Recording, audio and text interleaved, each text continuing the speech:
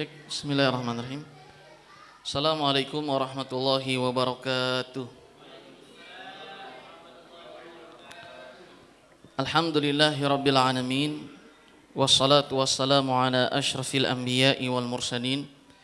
Nabiina Muhammadin wa ala alihi wa sahbihi wa man sara ala darbihi wa nahjihi wastanna bisunnatihi ila yaumiddin.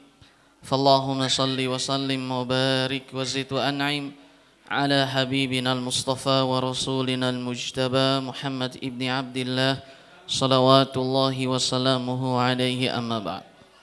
Alhamdulillah teman-teman, para peserta kajian daurah fikih puasa Ramadan, sebelumnya dari 11 pertemuan kita baru sampai 9 pertemuan. Dan tersisa insyaallah ta'ala 2 pertemuan dengan hari ini. Jika hari ini selesai, maka tersisa 1 pertemuan.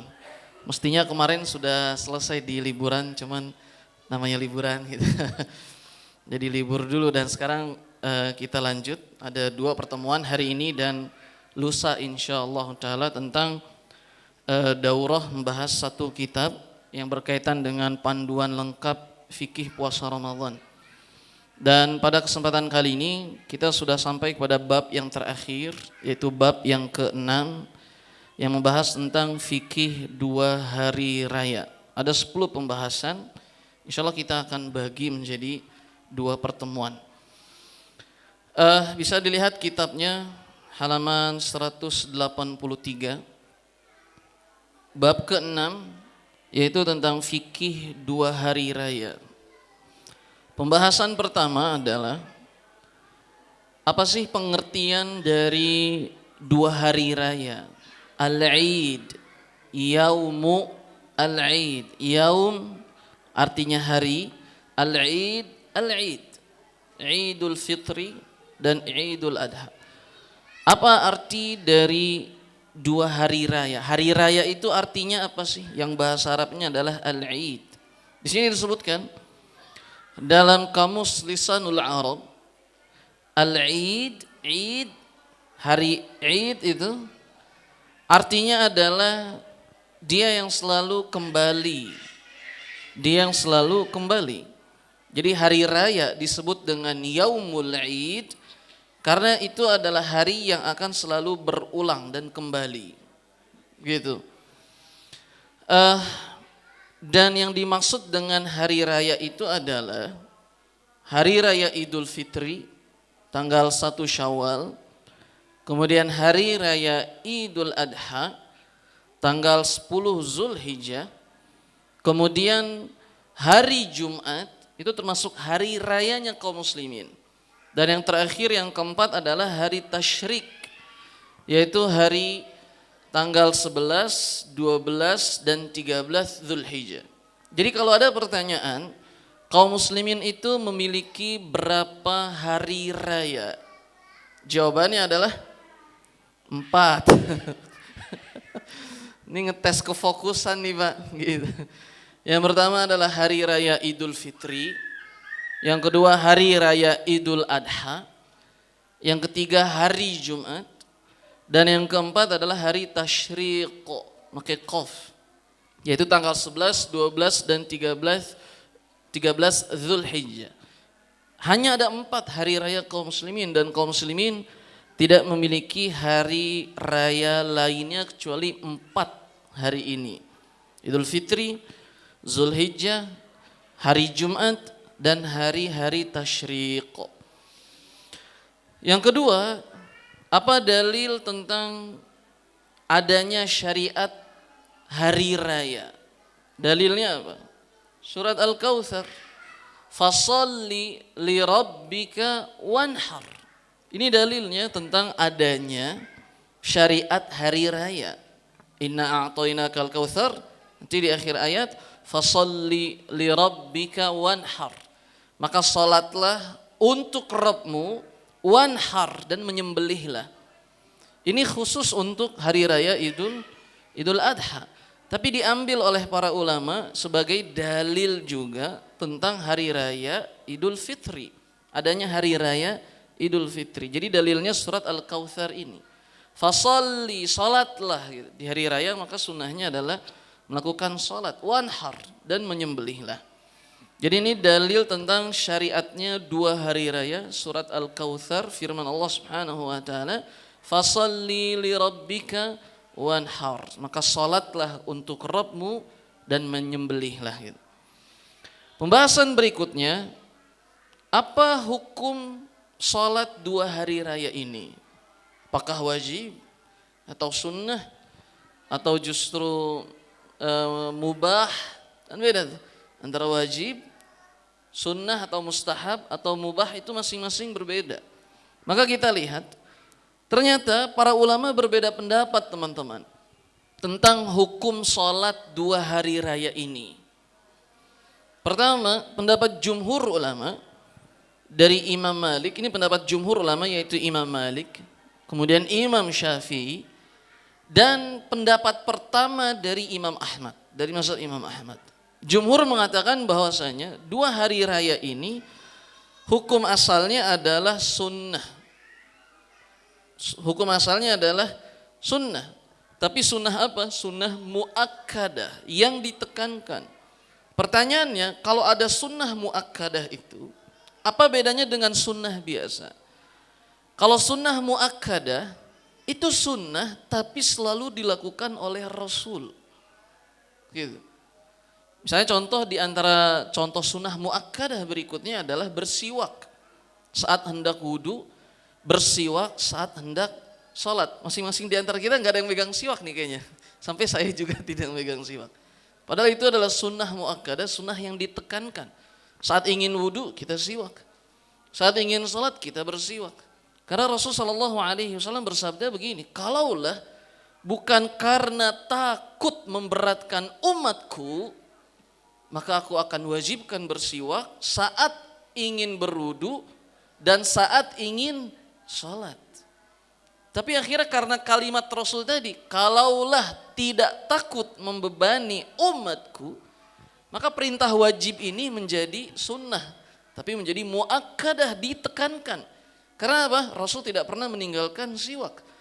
Begitu juga saat sebelum Rasul wafat. Di akhir wafat justru yang Rasul minta kepada Ibunda Aisyah apa teman-teman? Siwak. Yang Rasul minta sebelum akhirnya beliau meninggalkan dunia ini, ternyata yang beliau minta itu adalah siwak. Jadi siwak hukumnya sunnah muakkadah. Biasa kita di Ramadan itu saat kita di Ar-Raya, itu ada yang ngebagi siwak, dibagi. Mahasiswa itu kan ada berapa? Pernah juga yang dibagi itu bukan siwak, tapi duit warna merah, Pak. Seriusan datang Syekh dengan uang segepok, kemudian setiap santri kemudian dosen dibagi satu lembar warna merah, Pak. Bukan main kan gitu. Karena memang tema malam-malam Lailatul Qadar gitu. Nah, jadi menurut jumhur ulama itu 2 hari raya ini sholatnya hukumnya sunnah muakkadah. Artinya kalau ada orang yang tidak melakukan 2 hari raya, sholat hari raya, sholat Id, apakah dia berdosa? Apakah dia harus mengulangnya, mengqadanya dan seterusnya? Sunnah muakkadah. Dalilnya apa? Lihat kisah seorang Arab Badui, Pak. Datang kepada Rasul bertanya, ya Rasulullah, bertanya tentang Islam. Kemudian Rasul menjawabnya, Arab Badui ini bertanya, ya Rasulullah, Islam itu apa sih? Kata Rasul menyampaikan yang rukun Islam yang 5, engkau sholat. Kemudian kata Arab Badui itu, apakah ada selain sholat 5 waktu? Apakah ada yang wajibnya yang lain selain sholat 5 waktu? Kata Rasul, tidak ada. Kecuali engkau ingin tatawwu', melakukan sholat sunnah. Akhirnya dari hadis ini, para ulama mengatakan, saat Arab Badui itu bilang, ya Rasulullah apa itu Islam? Sholat 5 waktu. Kemudian kata Arab Badui itu, apakah ada yang lainnya yang wajib? Kata Rasul, tidak. Sehingga kata Rasul, sabda Rasul mengucapkan tidak itu menunjukkan bahwasanya sholat wajibnya cuma 5 waktu saja, tidak disebut 2 hari raya. Kalau 2 hari raya ini wajib, makanya mestinya Rasul mengatakan saat ditanya apakah ada yang lain wajibnya? Ada. Apa itu? Hari raya, misal Al-Id. Mestinya begitu. Tapi karena Rasul tidak menyebutkan hal tersebut sehingga para ulama mengambil ini sebagai dalil bahwa sholat 2 hari raya hukumnya adalah sunnah muakkadah. Adapun pendapat yang kedua, Pak, ini riwayat kedua dari Imam Ahmad.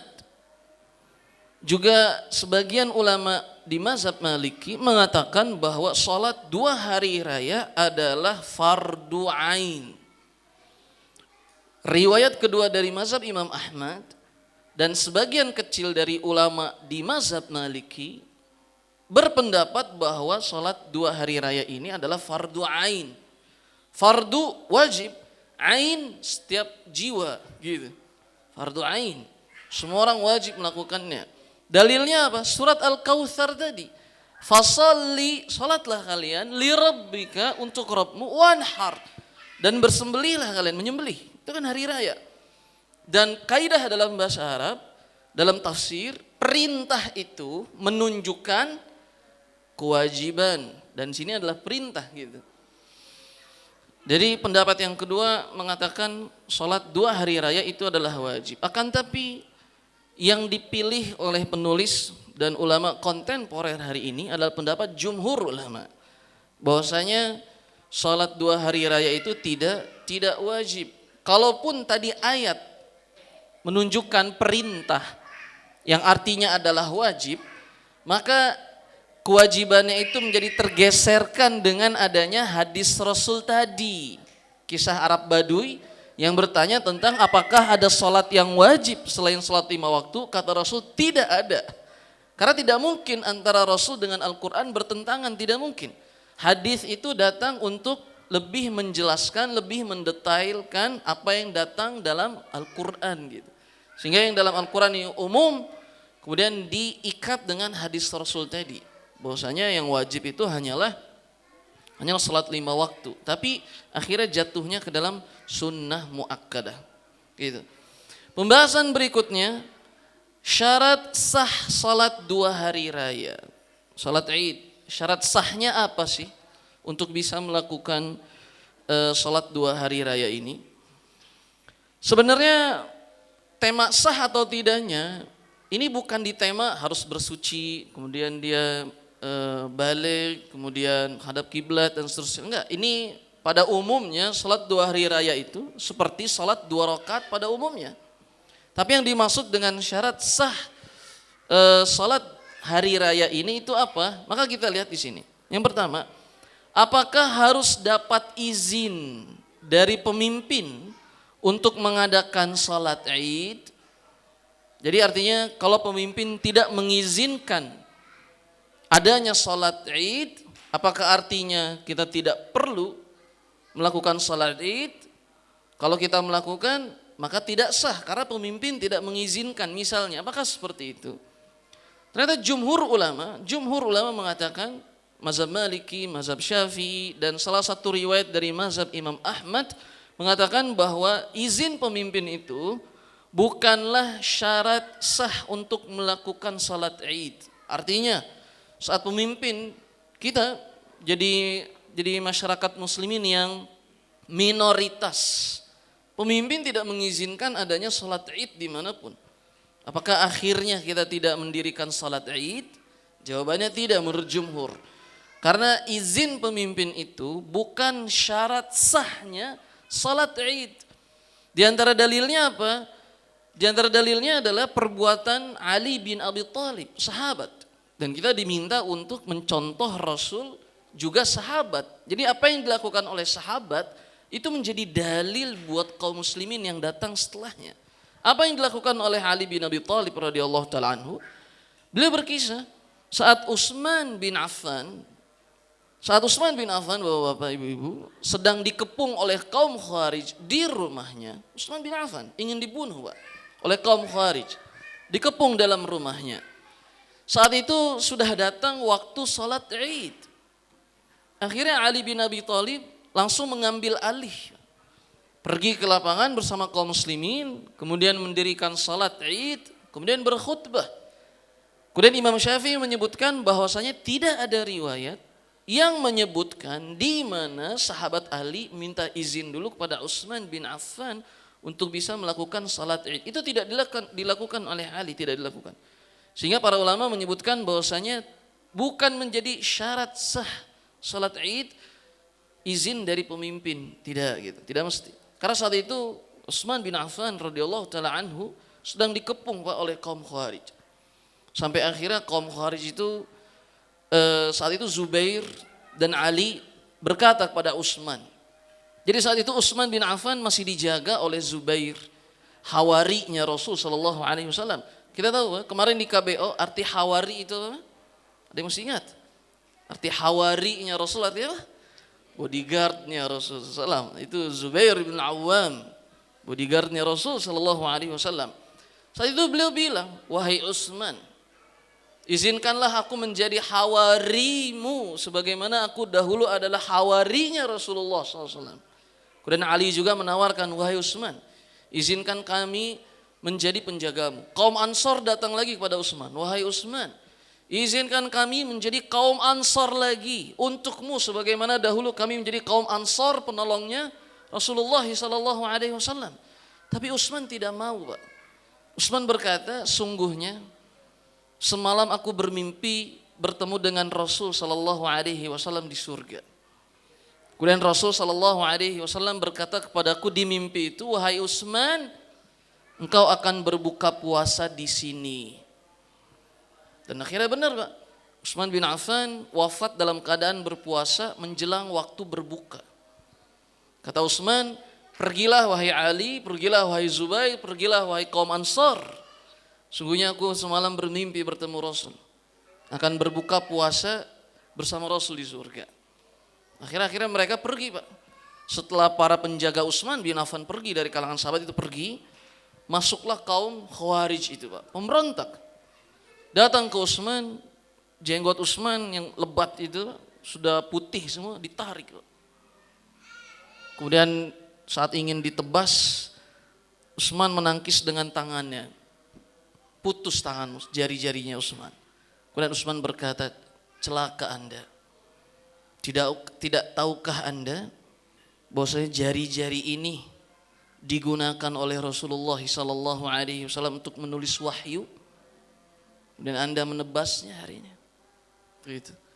Sampai akhirnya datang orang yang paling celaka setelahnya yang langsung menikam Utsman di dadanya langsung. Gitu. Ini kalau Utsman bin Affan.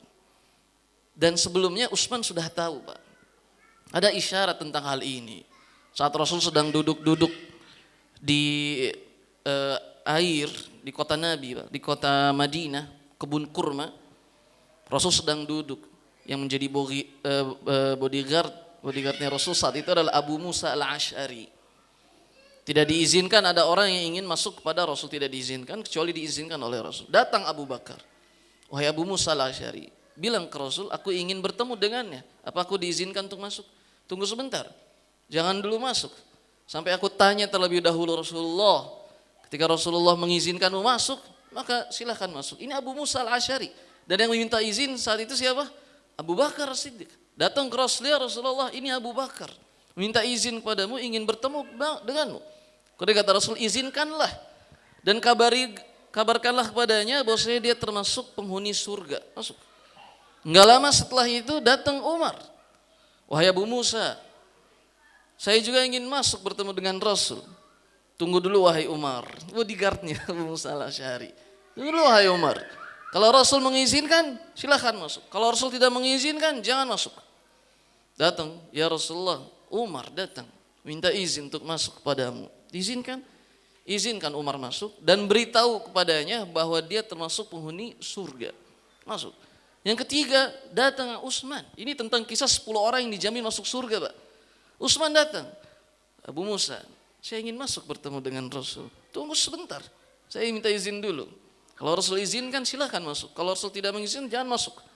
Datang, ya Rasulullah, datang Utsman. Kemudian kata Rasul, suruh dia masuk dan kabari dia termasuk ahli surga, tapi dia akan diuji, kata Rasulullah. Kasih tahu ya Utsman, kau diizinkan masuk. Dan Rasul mengatakan kau termasuk penghuni surga. Tapi wahai Utsman, kau akan diuji. Gitu. Entah itu ujiannya apa saat itu, Utsman tidak tahu. Ternyata diantaranya adalah takwilnya adalah saat Utsman radhiyallahu taala anhu wafat tadi. Nah, kita kembali, jadi izin dari pemimpin itu bukan syarat sah. Ini menurut pendapat mazhab Imam Syafi'i dengan hadis yang sahih diriwayatkan oleh Ibnu Syaibah. Poin berikutnya, apakah harus diadakan di Madinah, di kota besar? Artinya kita yang tinggal di desa harus pergi ke kota, harus pergi ke alun-alun kota kah? Apakah syarat sahnya salat hari raya itu harus dilaksanakan di alun-alun kota untuk tema persatuan dan seterusnya? Atau justru boleh masing-masing desa mendirikan melaksanakan salat Id gitu. Karena kan temanya ini hari raya kaum muslimin dan harus dilakukan di satu tempat yang bersama gitu. Dan ternyata jumhur ulama berpendapat bahwa tidak disyaratkan salat Id itu dilakukan di kota besar, tidak disyaratkan. Di desa pun boleh. Dalilnya apa? Kisahnya Anas bin Malik. Anas bin Malik sudah tua, Pak. Karena usianya 100 tahun, 107 tahun. Usianya Anas bin Malik. Didoakan oleh doa Nabi sallallahu alaihi wasallam. Didoakan 3 hal. Ya Allah, berikan usia yang panjang, harta yang banyak, keturunan yang banyak, dan berkahi untuk Anas itu semua. 3 hal ini berkahi untuk Anas. Akhirnya saat Anas bin Malik sampai usia yang ke-80, itu diantara keturunannya ada yang bilang, wahai kakek, sungguhnya anak atau cucumu yang telah wafat itu sudah sejumlah 120-an. Saat Anas bin Malik usia 80, yang keturunan yang sudah wafat itu berjumlah 120.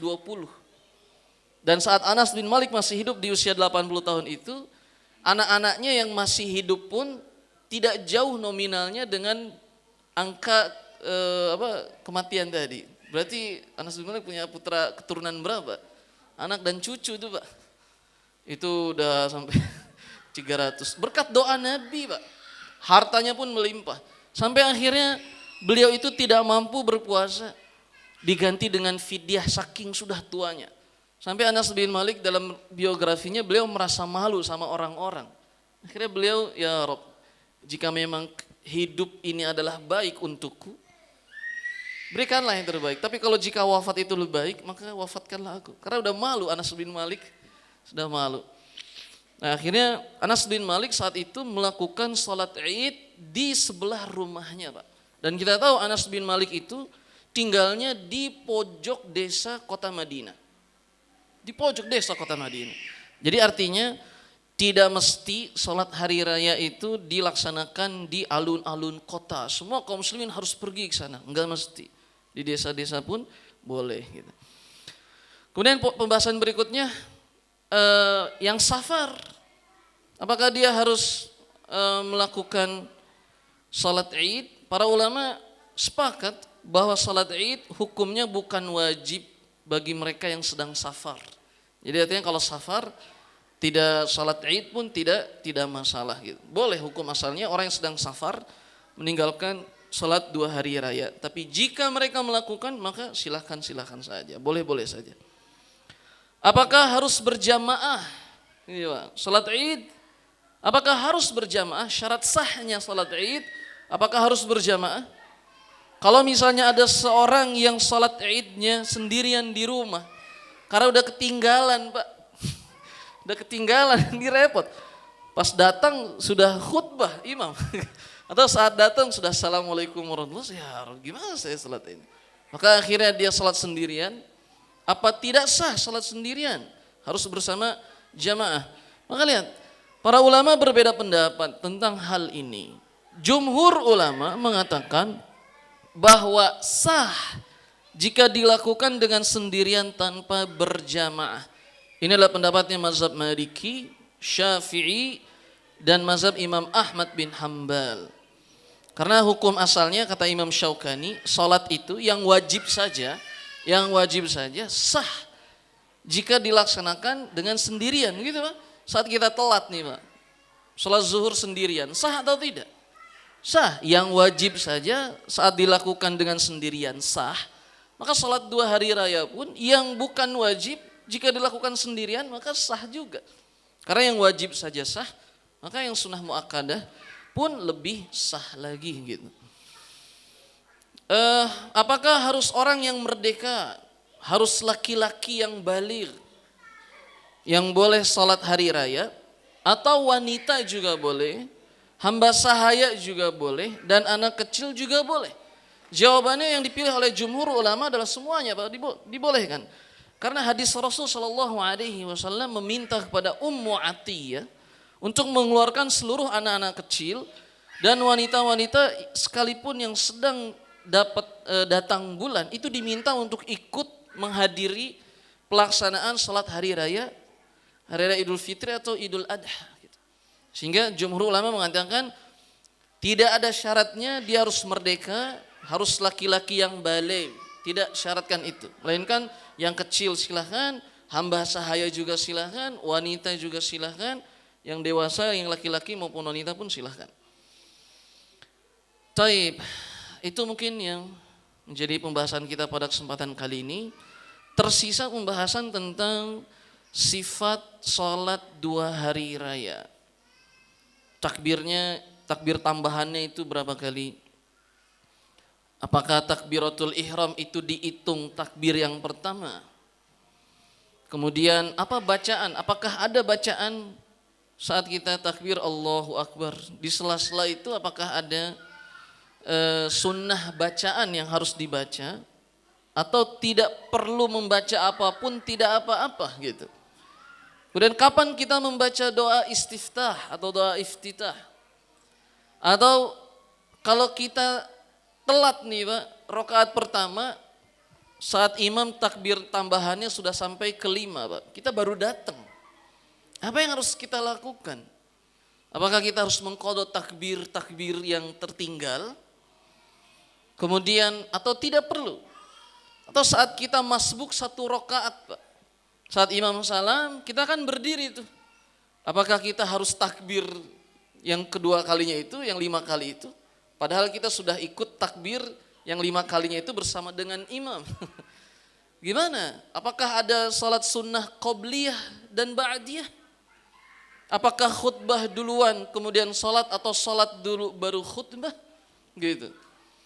Nanti insya Allah itu pembahasannya di pertemuan berikutnya. Sunnah-sunnahnya seperti apa saja dan larangan-larangannya seperti apa saja. Insya Allah di pembahasan di pertemuan lusa insya Allah ta'ala menjadi pertemuan terakhir insyaallah taala. Wallahu taala a'la wa a'lam bishawab. Itu saja yang bisa kami sampaikan di pertemuan yang ke-10 ini dari 11 pertemuan insyaallah taala. Dan persiapan nanti ada soal.